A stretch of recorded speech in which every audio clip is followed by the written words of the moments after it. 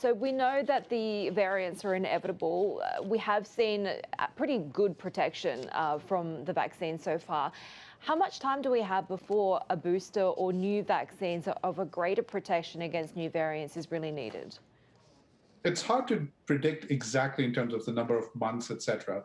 But there is a concern that if we let this outbreak run rampant around the world, the likelihood, the probability of a variant or two emerging that will seriously impact the efficacy and field effectiveness of these vaccines goes up. So it's good for all of us to tamp down this outbreak everywhere.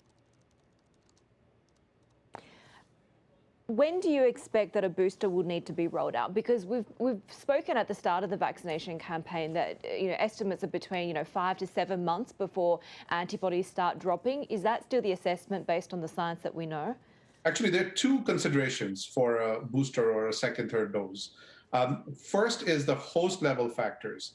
And the data continue to indicate very robust protection in terms of host level factors, meaning people seem to have robust immune responses, even several months or even after infection, up to a year out post vaccination. So that's a good sign that the host level, the humans are mounting good response to the infection and the vaccine that lasts long. The the concern is not the host, not the humans, not our immune responses to vaccines. The concern is the emergence of variants. So right now the mainstream thinking is to have these booster doses as a policy option. It is being prepared. They are being evaluated. And so a decision time point will come in fall. My guess is that would be the time when we will have to decide based on what is the effectiveness and efficacy against these variants and even newer variants, etc. But Right. from my perspective, it's not a done deal. It's good to have boosters as a policy option, but I don't think it's a done deal that they will be deployed. It seems that this pandemic, given the rise of so many different variants, is now sort of transitioning from a pandemic to an endemic virus situation. In this case, aren't boosters sort of inevitable, or what would the transition look like?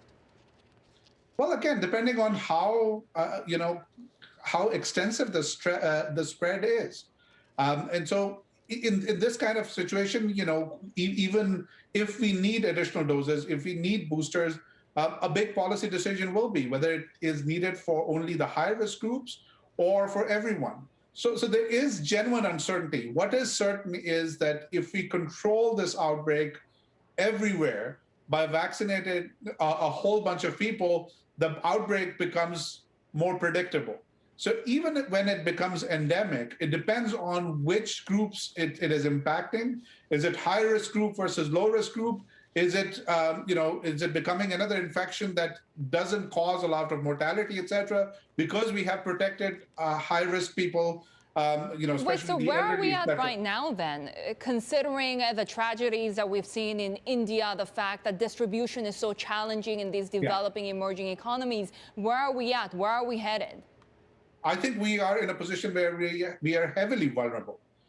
We are very vulnerable because certain countries have high immunization rates, and therefore there is some respite from this pandemic in those countries. But in other countries like India, because of manufacturing problems, because of specifically scale up of manufacturing problems and distribution problems, we have this outbreak that is spreading like wildfire. Not just in India, cases are coming down, but they're still really high. In Africa, the trajectory looks concerning in the past few days. So because of that, we are in a very vulnerable position. So coming back to the boosters, look, boosters are not the end of the world. We give annual influenza vaccination, but boosters will come with challenges. So even now, even in the middle of a pandemic, in countries where there is sufficient supply, like the US, vaccine acceptance is not universal.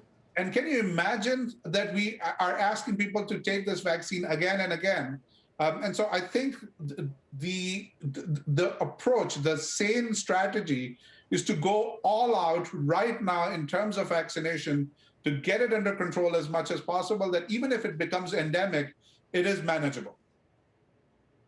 So is herd immunity possible globally? Is this more like the flu that we'll have to deal with year after year, or is it more like the measles? What does it mean for countries that have opted to try for elimination? So I think there may be a few countries that may achieve national elimination.